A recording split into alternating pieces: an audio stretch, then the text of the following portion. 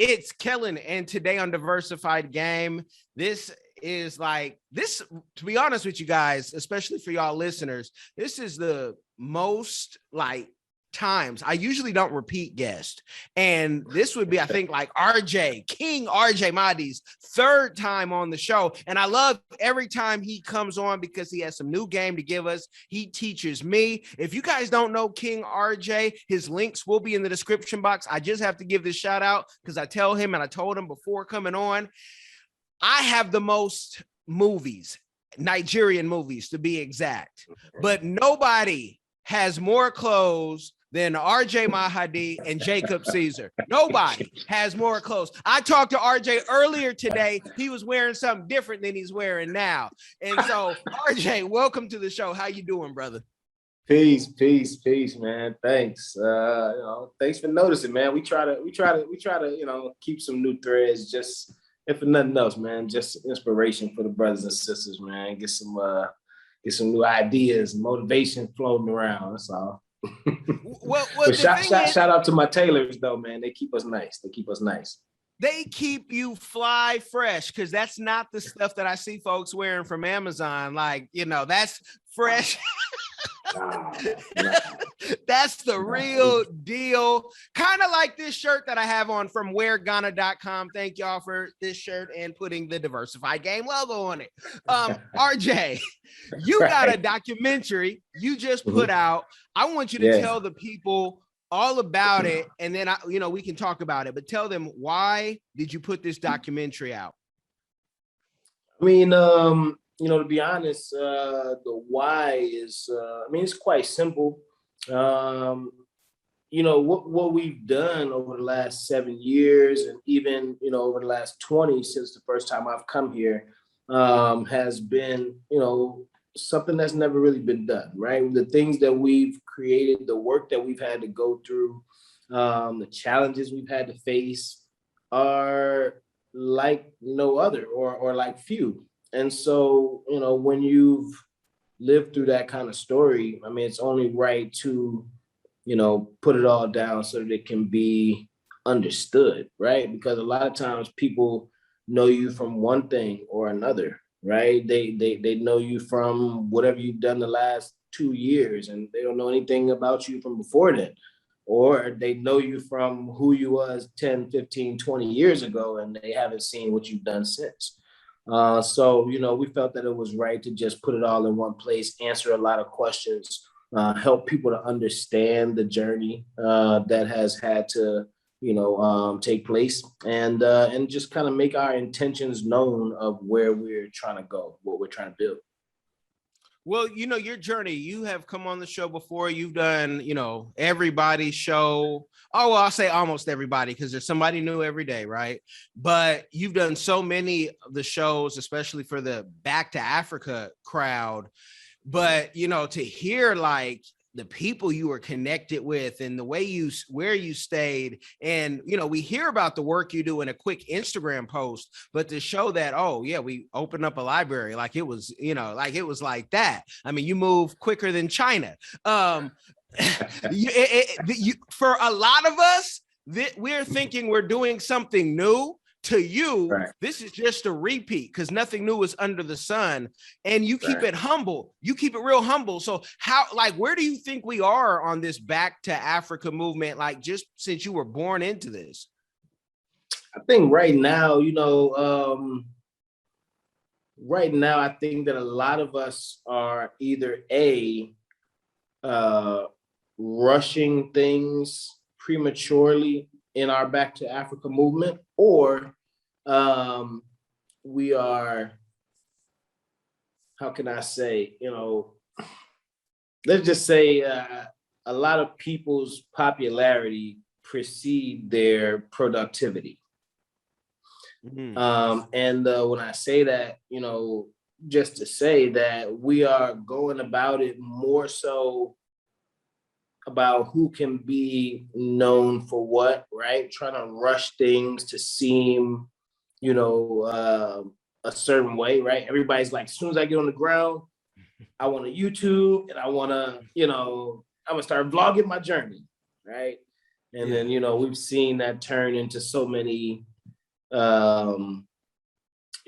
just negative situations, right? So I think what we need to be focusing on more is the productivity side. How much are we getting done on the ground? And I think that, right now it's just this whole popularity contest. It's like, who's got more followers, who's got more views, who's got more subscribers, right? Everybody's trying to like vlog 2, 3, 4 vlogs a week. Everybody's trying to, it's a popularity contest. And us as African Americans, I mean, we're kind of a popularity contest, right? As a culture. Yeah. And that's okay. It's all right for us to enjoy ourselves and show ourselves enjoying ourselves and to create that kind of, fanfare for the continent. But I think that the productivity has to be equal to that, right? So we should definitely be doing more offline and off YouTube than we are on camera, right? And if you can't, reach a certain level of productivity yourself, then you shouldn't be on YouTube or, on these platforms trying to show others, right? So we got to take our time. We got to take our time and actually get to know the soil. It's so different here. And so, when you watch our documentary and you see how long we spent, 4 hours outside the capital of Dakar, just living in a rural spiritual village, right? That was what I'm talking about. That was our time to just, lay low, get to know the culture, build family, build community, put in some work, do some give back before you jump onto that scene and try to be like the, right? So that's all, man. I think that our people just have to focus on productivity, man. Spend more time building and being productive. RJ is very PC because he really is a likable person. I don't in this age where I just got my first prostate exam, I don't have to be likable anymore. I'm old enough to let people know this is what it is. I don't say any names because I'm not the FBI, but I plan on being here, and that's why I put in the prostate exam. I want y'all to go get checked. It's killing too many of us, when you hit that age. But, there are a lot of, watch me type people, and it's not the women mostly, it's the guys. Hey, watch me, watch me, watch me. And it's okay to tell your story. But RJ, you're talking about, that give back. I love, I always got to ask about the give back. And every time I've asked you, you've never run out. So can you tell people more about what your community give back is? One that you haven't told us, and maybe one that you plan on doing in the future. You pick either one, but you're always giving something back. So you're always being blessed. Right.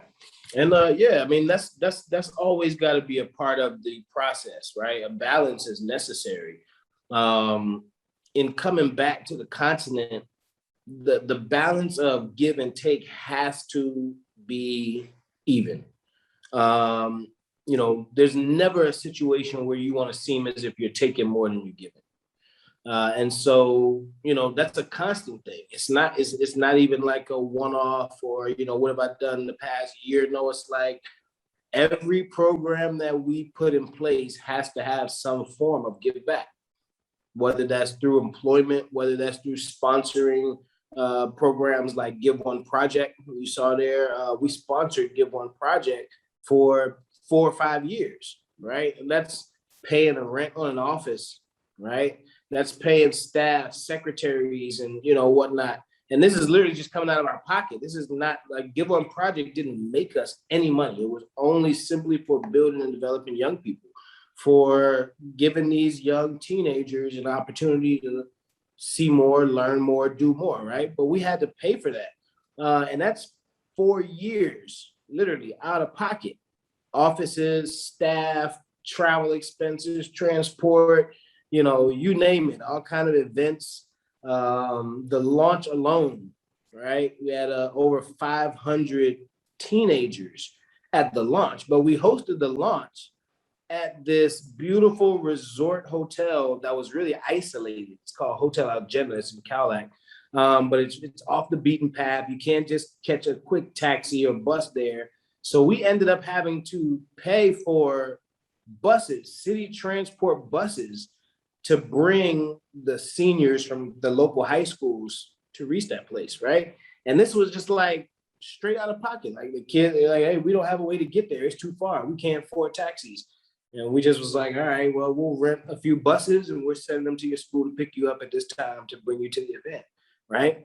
That's the kind of decisions we have to make every day, because we want those people to take part, and we want the message that we share with the young people to spread farther, right? We want that exchange and for them to have that impact. So sometimes you gotta put your money where your mouth is.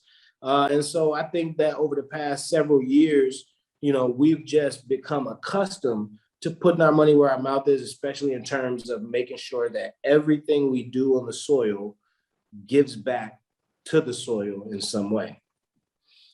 Okay, talking about the money and the give back, and I got to ask you the questions people ask me, because even with Diversified Game, people say, wait, I don't see the YouTube views going up like so-and-so. And I said, but there's a podcast audience, right?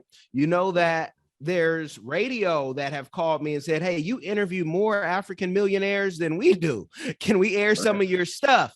And I'm like, sure, let's make some business. How did you make it work where you can afford to give back at these luxury things? Because as in our last interview, you talked about all this money that's coming in is not mine personally. So are you a salary employee for anybody? Or are you just already myself?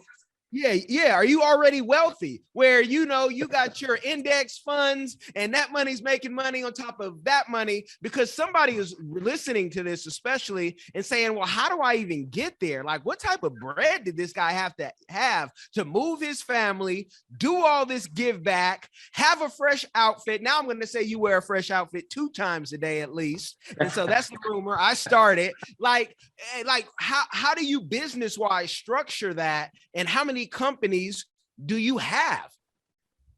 Man, well, as far as being a salaried employee, I've not collected a salary I've been here 7 years. I've not collected a salary since 2007.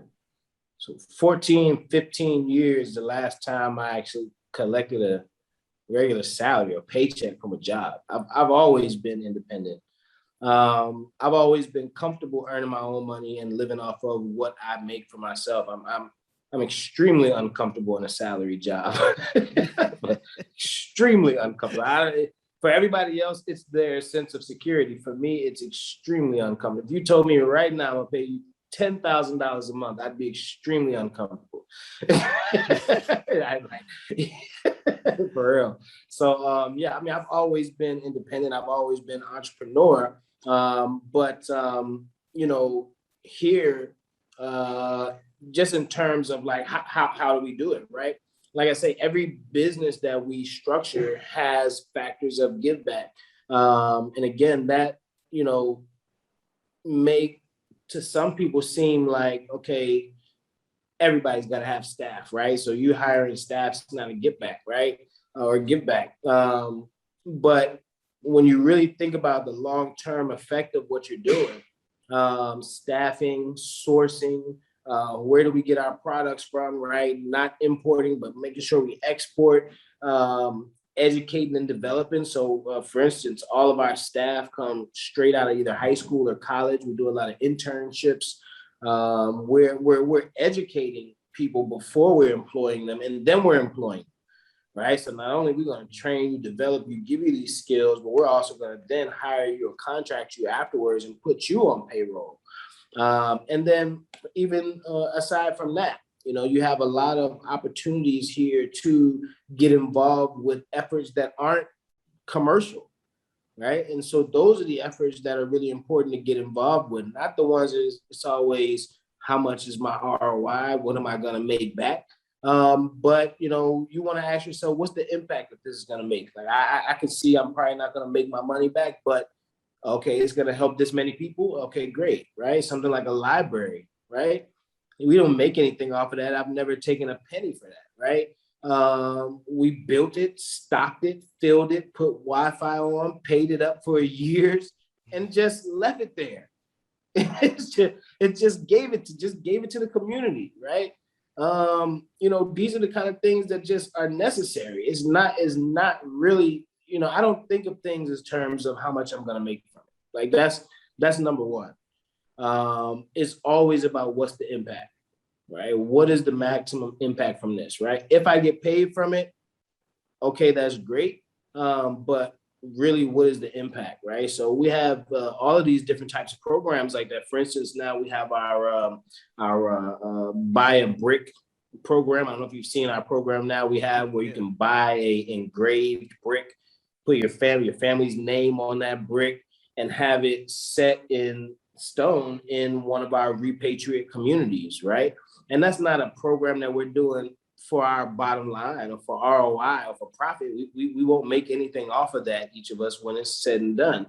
But it's an opportunity for people to not only get involved and invest in these projects, but also you're putting that long-term stamp. And then also you're helping to finance other organizations, because now youth organizations around America and South America, et cetera, are now tapping into our brick program so that they can sell the bricks as a fundraiser for their organizations. You understand what I'm saying? So now Black home schools, Black community organizations, Black Boy Scout troops, right? They have fundraisers every year. They're selling candy, popcorn, all these different things, right? Now they can actually sell the products that we offer to community members in their area, earn a commission off of it that then in turn helps them to pay for the things that they need for their organizations. Uniforms for sports teams, school field trips for schools, etc. Right? And so it's a share in the wealth process, right? Even if I don't make my maximum profit off of it, how many people can I affect from it? From this one sale, how many people can I affect? If I sell right now, I got sitting over here right now about 100. Let's pull one out. I've got 100 of these sitting right here right now. Right, they're just some little kitty jumpers. You see that? Yeah. Two big bags of them sitting here. But out of that 100 items, I want to know exactly how many people am I affecting with it, right? So I can actually count, all right, the amount of tailors that it took to put it together, the guy that they bought the material from, right? And then on top of that, the post office that I have to ship it through. And then on top of that, my staff that I send to fill the orders. And then on top of that, when it gets to where it's going in America, it's a young sister who just started a brand new store. She's going to now be able to sell those clothes for a profit, right? You just created a whole supply chain where 8 to 12 people were able to eat off of one order. How do you split that though? Because I mean, people, I'm telling you, I need the clarity, because I am a holy capitalist. I'm not here to take advantage of anyone, but I'm here to make money. Right. Yeah, and when we give back, the left hand don't know what the right is doing, and that's what it is. But with what you're saying is, it really sounds like you are financially free and that you retired early. So you're like part of the FIRE program. Wish. I ain't retired now. I mean, I still got to work my butt off every day, but I've definitely created channels, multiple channels of income, first of all. So that's something that we hear a lot. We hear every influencer or real estate mogul, where they all say the same thing, right? Multiple streams of income. That's number one. And that was something that we organized, my wife and I, when we first got here. It was like in our first 6 months to a year, while we were just laying low, chilling, getting our spiritual, thing on.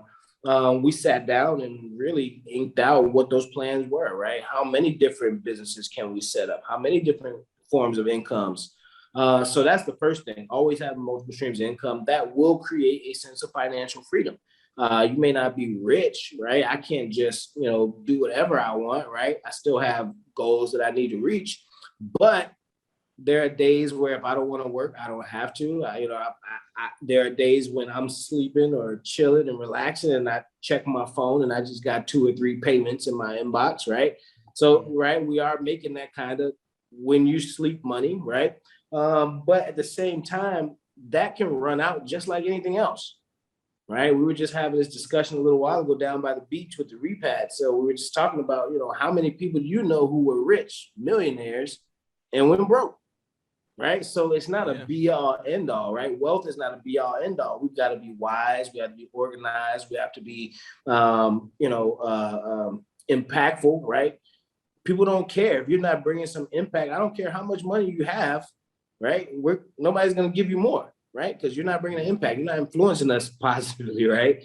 So you still have to remain relevant for what you do. And so for us, that is continuing to serve the mission at hand, which is connecting people with the continent.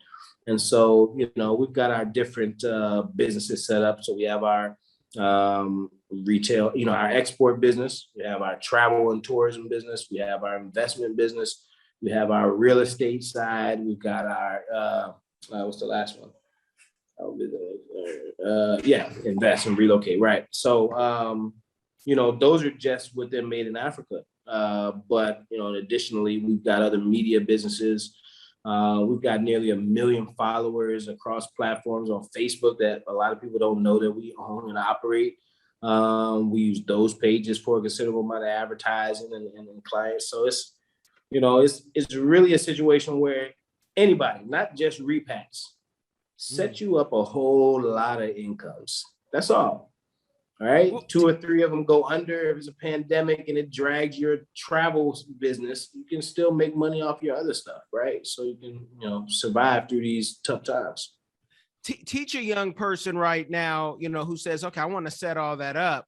But how do you like to pay yourself? Because I take a salary from my companies and I'm considering a nonprofit. And I said, I'm going to take a salary from that, but y'all got to pay me in cryptocurrency because I can't be on the board. And they say, man, Kellen, are you Scrooge McDuck? Yeah, I'm the Black Scrooge McDuck.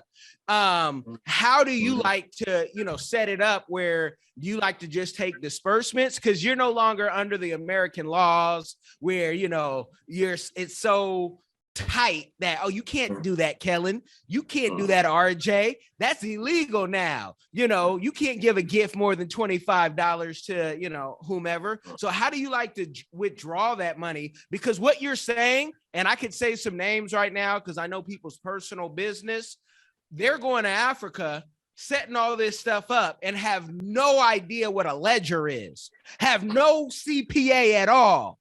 Okay. All they got is a plane ticket, a camera, and an audience. And they're like, and this is why guys, hang out in Eastern Europe. Some of them ain't even got an audience.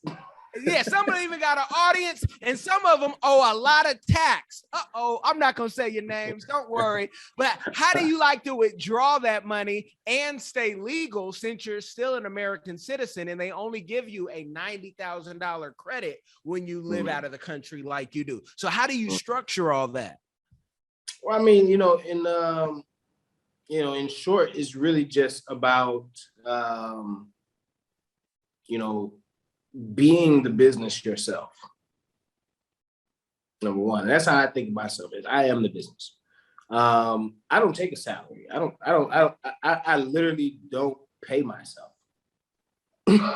That's rich talk. That's wealthy talk, y'all. I literally do not pay myself. Anybody who knows me or has worked with me over years past will tell you I don't take a salary. I make sure everything that's taken care of needs to be taken care of. But I don't take a salary. And a lot of that is because number one, in any new business, reinvestment is far more important than an owner's salary. Right? Anybody that tells you different, they're doing it backwards, especially when you're building a business that requires exponential growth and expansion, right? So for instance, let me give an example. If you have a business where, okay, I know for a fact for the next 2 years, my business expense is going to be the same, right? I pay, I'm gonna just throw out a number, $300 for an office and $200 for a secretary and That's it. That's my business expenses. Okay. You don't have anything to worry about. You can pay yourself a salary. Okay. Because you know your business expense is not going to change. Right. But if you're in the kind of business where my business has to continue to expand, I've got to put on new, staff every 6 to 12 weeks. I've got to be able to, support a growing market, right? I've got to be able to do product development. I've got to be able to afford marketing and advertising. And I've got to, right? If you have one of those kind of businesses that requires a lot of reinvestment, a salary is not in your cards until that business has reached the level of, expansion that you have planned. And so, our business has been going through that for years. Every year over the past at least 5 years, our business has taken on new project steps.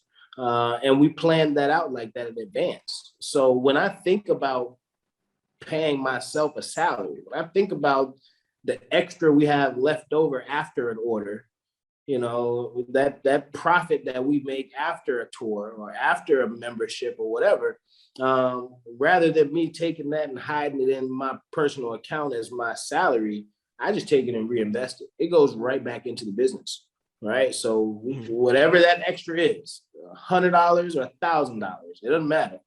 It's going right back into the business. We're going to invest in our new website. We're going to invest in our new product development. We're going to go ahead and put 2 more people on staff. We're going to go ahead and, invest in some new business cards or new computers for our team members, whatever. And so that's, the kind of commitment that we have to growing this effort in this movement. I never want to think of what we do here as just a business. Obviously it is business. It is commercial to an extent, but it's more of a mission. And so that requires a heavier attention to detail, more consistent investment rather than just, like we're just running a small office. We're running an organization that's literally multinational at this point. And you show that in the documentary, and you guys, links will be in the description of the documentary.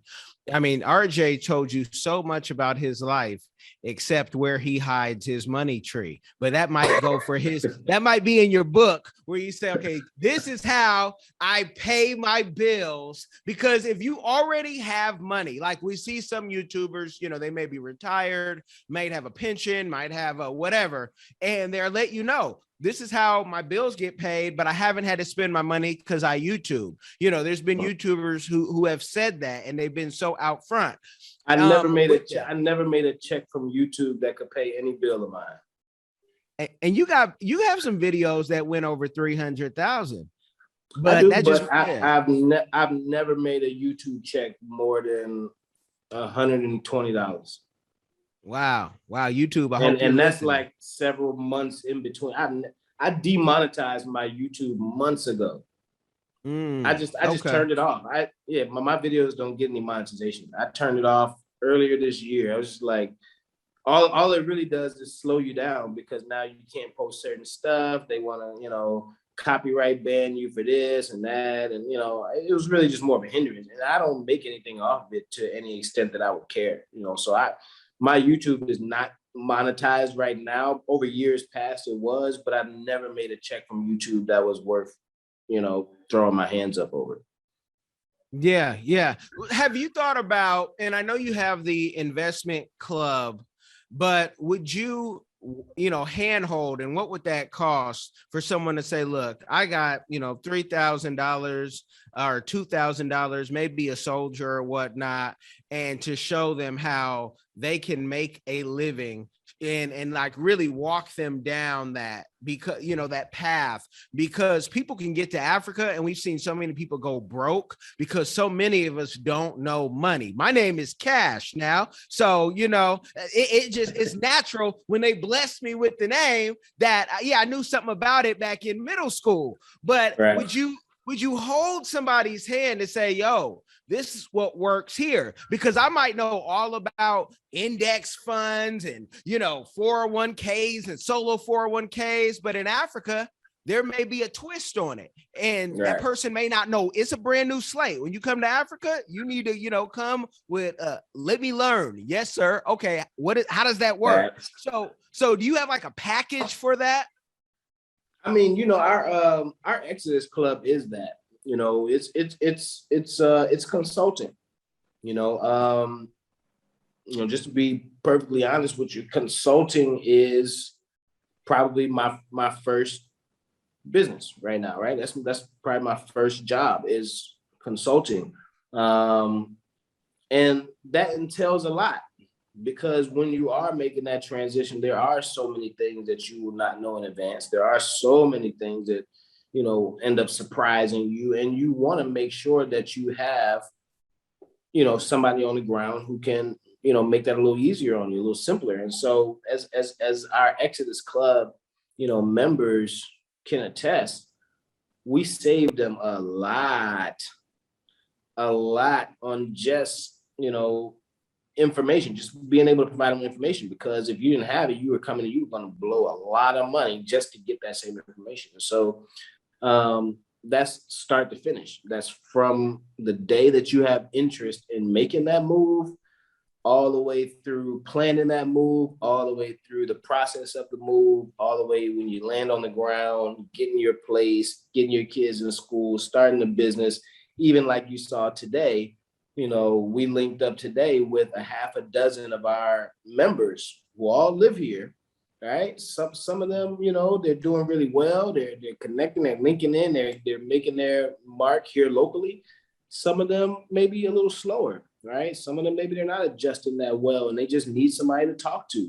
Some of them are starting businesses and making good money and living in really nice, fancy conditions. We were just talking about earlier, some of them have some nice new places. And others of them are struggling to find a source of income, right? But when we're able to bring them together, right, and everybody can do some networking. Oh, what are you doing lately? Oh, you're making money off of this? Okay, great. What payment systems are you using, or how do you work with that? And how's it? Right now, you've got all of these people being able to lift one another up, right? It's like Ubuntu, right? I am because we are, right? And so that's a part of it too, right? So it's not just me who's consulting these people, right? It's tons of other actual repatriates, people who have actually done it, some of which have done it well, some of it's not so much. Some of which have done it for years and years and years. Some of them are brand new here, just going through their first phases of getting settled in, right? And so that's what makes it beautiful. Is it's not just me. It's a collective community of us. Not to mention, we've got our other Exodus consultants in other countries, like Sister Ya in Ghana and Gina Ifoe, Fode Mansoure down in Sierra Leone. Just all of these different actual repatriates, actual business owners, actually living on the ground with their families. Don't let anybody advise you other than actual repatriates, right, who have actually done it and are actually successfully running businesses and raising families on the ground. And so that's what we put in a position to coach. I need that on loop, because I tell people, with all this high value talk on the internet now and everybody's run with it, how can you take advice from single people about being married? I've been married for 14 years and you guys are listening to who?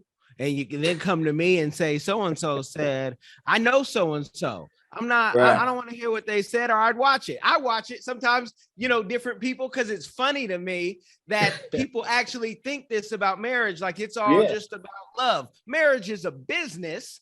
And if you don't understand that part of it, then you don't really need to be married. But it's the same way. You watch my documentary, you'll see how, marriage is a business. My wife and I, we've been a business since we met and ever since. And that's what brought us together. That's what, ties us together, is that we are partners, not just relationship partners, but business partners. Like even just running the house is a business, budgeting, organizing, scheduling, you know what I'm saying? Like it's a business. And if you're not good at business, there's a lot of things in life that you're going to be bad at. You understand what I'm saying? So, we got to really we got to get good at understanding that. But people have to, again, so if you hear RJ talk, he can talk about marriage. He can talk about being a father. I wrote my course, on how to travel to Africa. I'm considering writing one, how to invest in it, but I can't write a course on how to live in, because even though I have various property and lands, I can't tell you how to live in it, because I live majority of my life right here in America. You got to go to RJ for that, people. And I tell all of y'all, if you want to move there, you got to talk to somebody who's been there. He's lived there. He speaks the language. Oh, that's a big thing. I had somebody do that recently. I'm not going to say their name, but a brother who, he runs tours. He does tours and really good tours. But recently he started getting people asking him about relocation. And so naturally he wanted to, advise them and, give him his consult. But when he figured out that, he didn't really have the connections he needed, he sent those people to me. But what I noticed immediately from those people that he sent to me was that they had been coached from a tourism standpoint about repatriation. Mm-hmm. They had been coached. You could tell that everything they had been told or prepared for was what I would prepare my people who are coming to visit, my guests who are coming to visit. Like I know the difference. I deal with both all the time. I have tours I give all the time, and I have repatriates that come to me all the time. But the way you deal with them is totally different. And so, this particular clients, they came to us and they were like expecting tour service, for moving here. And it was really weird to try and get them out of that mentality. It's like, you're not here on a tour. Like, you live here now. You can go anywhere you want. Right. Exactly. Stay as long as you want. Yeah. I can't be your tour guide all day. I'm not going to stay with you and, all day. This is not a tour. You live here now. It's like, that just comes from them being coached by somebody who had never done it himself. You understand? So now they're here as a repatriate, feeling like they need the services of a tour or tourism. And so you got to make sure we're going to the right people for the right info. Well, and so, we know the history of Liberia, Sierra Leone, and how folks were going back then. So people been going back for, before you and I and our parents, grandparents were born. But now I tell people, are you a tourist in Africa? Are you an investor? Are you looking to, go back? Like, what do you think, how do we get our tourists? Like, we have people who have been to almost, half the countries, right? Mm-hmm. But they're still tourists. How do you get out of that tourist mindset, even if you can't live there? How do you start to live like a local? Like, what's one little thing you could tell people to say, get that out of your head when you want to act like you're going to be here for more than 2 weeks? The two things that would do that the most here in particularly would be to eat locally. And so when I mean eat locally, I mean like not your, big fancy sit down dining restaurants. Like even if you eat out, like there are local eat out, right? So, but also like eating with families, eating in homes, eating, out of the bowl with people, right? That's the one way. The second way is travel using local means, right? So don't always, we provide, chauffeured and private cars for all of our clients. Everybody who's ever came with me has always had a private chauffeured vehicle. But for those of you who want to feel the local way, if you want to really not feel like a tourist, get out of that car, get in a local taxi or get on a local bus and just ride around town. Just get on the local bus line and just ride it until you can't ride it no. Then you will start to feel like alone. Then you will start to see the back streets and the the real working people, the real working class, the real, you know what I mean? Then you will start to see more than just the tourist areas and the beautiful, nice buildings. You'll start to get into some of the slums. You'll start to get into some of the, other communities that, you'll learn other things from other than just that tourism stuff, right? So those are two things: eat locally, like in people's homes and small local, corner, type restaurants, and travel using local means of transportation. And you'll start to smell things you've never smelled. And people, and I'm talking about myself, because I know my first trip to South Africa, going to Soweto, nobody would take me. And nobody was like, we don't go to Soweto. These are Africans. They're like, we don't go to Soweto. We, that's not what we do. So somebody was going to church, and after the night of partying, he's like, okay, you want to go to Soweto? I can go into church. And I know my breath was on hit because we had about this much toothpaste and it was like baking soda. And I'm like, I can smell my breath. But then when you get on the combi bus and you're like, nobody's going to talk about my breath, all this talking I'm doing. And, then you can, you get to, it's a different experience. But yeah. In Dakar, we have what's called the car rapids. I don't know if you've ever seen those colorful buses. They're really, distinct to Senegal, yellow and blue buses with all the traditional art all over them.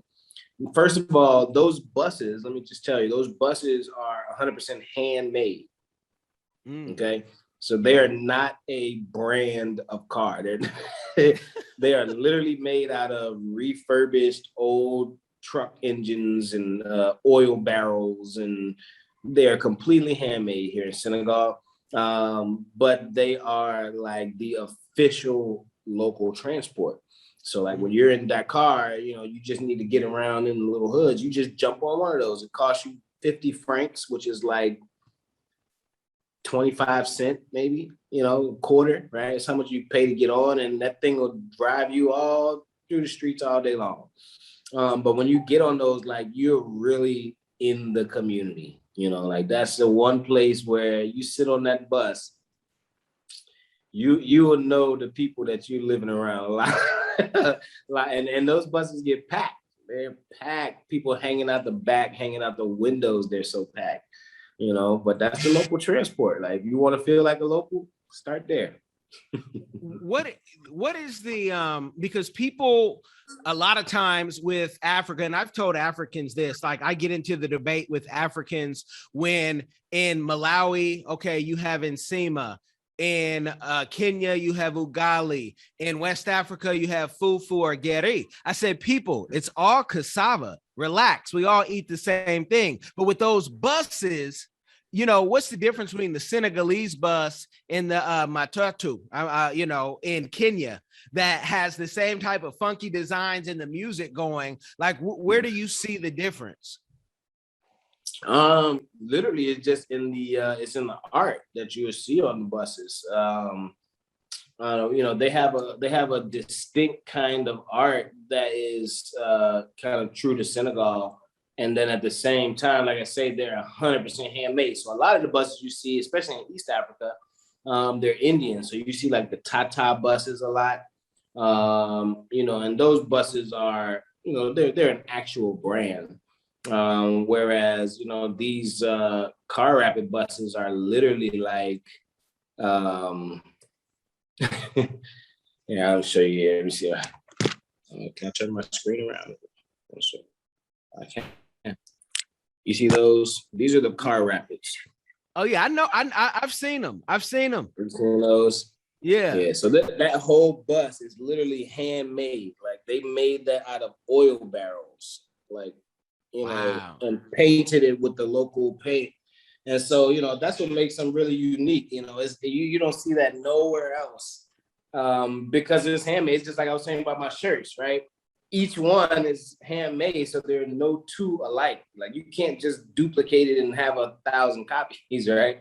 It's the same with those buses. Everyone is unique. The paint on it, the art, the names. They'll put the name of their chief there, or their sheikh, or their teacher, or their last name, their family, their village name, and they make that bus their own. So when you start to see them around town, you'll start to notice the differences in them. And, as soon as you look at it, that's a bus from so-and-so village, or that's a bus from the so-and-so community, or that's a bus because everybody's bus is tailored to their own, personal life.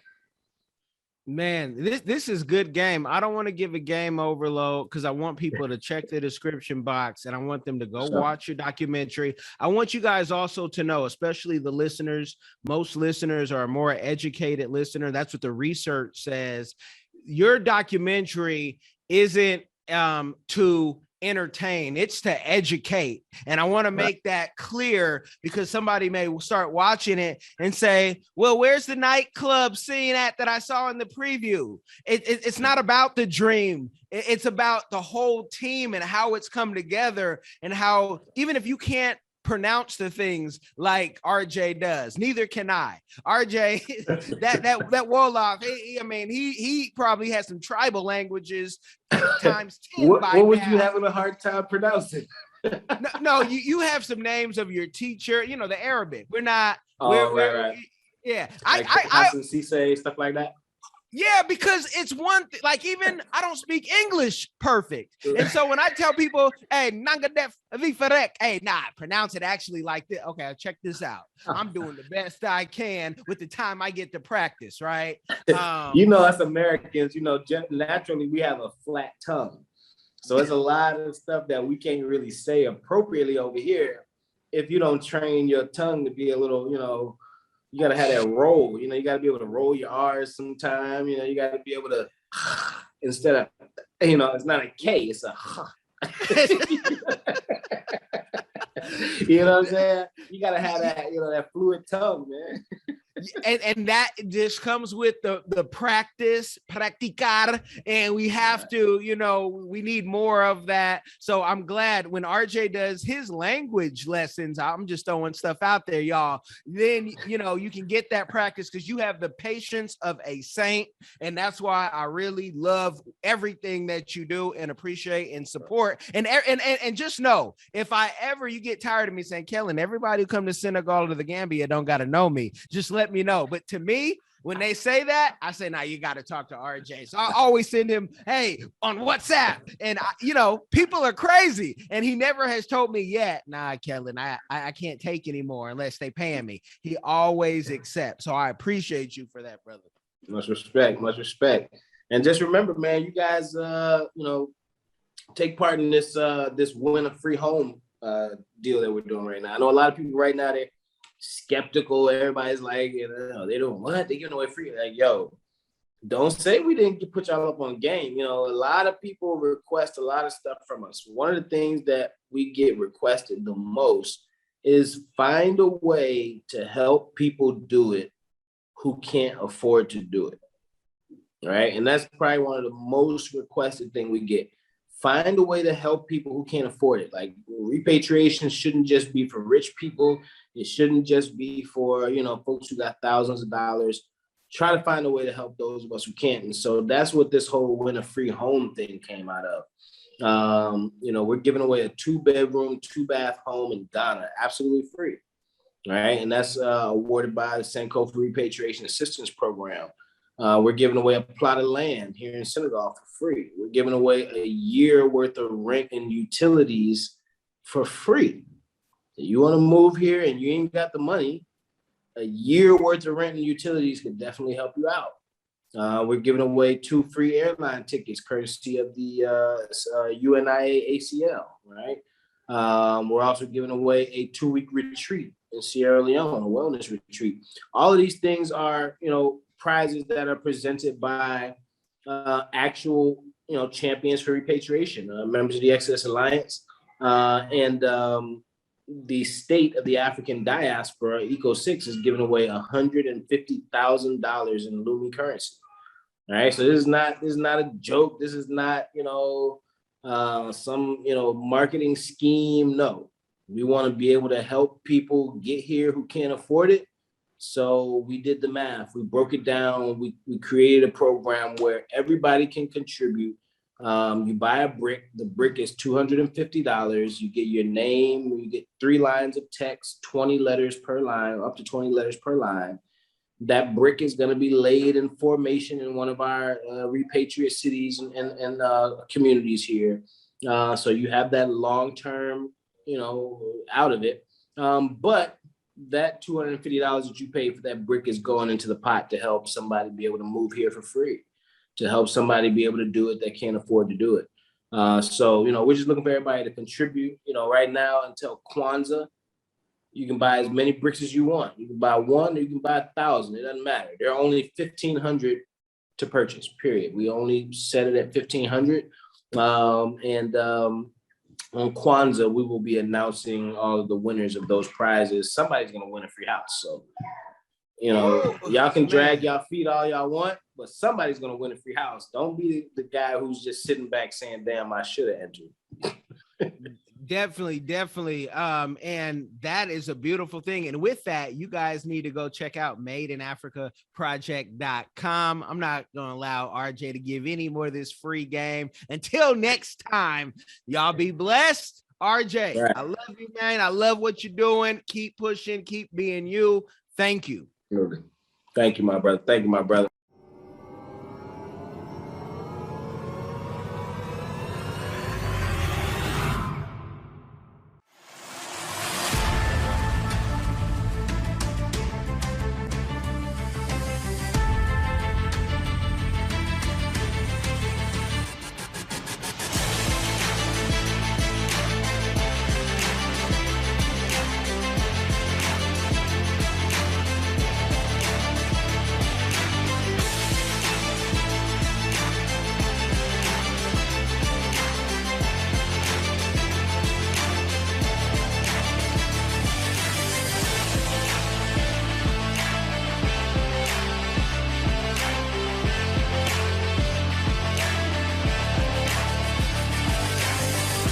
Guys, I'm Kai Gabiam from the Diaspora channel, a lover of Africa.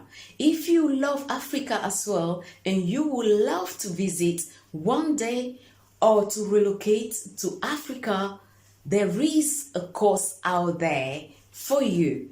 And this course is My First Trip to Africa, a course well put together by a seasoned traveler, Kellen Cash Coleman.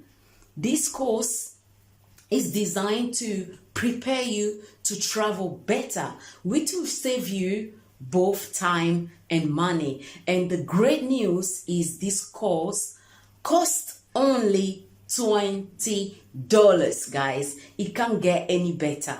Go right now and enroll to this course at www.diversifiedgame.com. Don't miss out.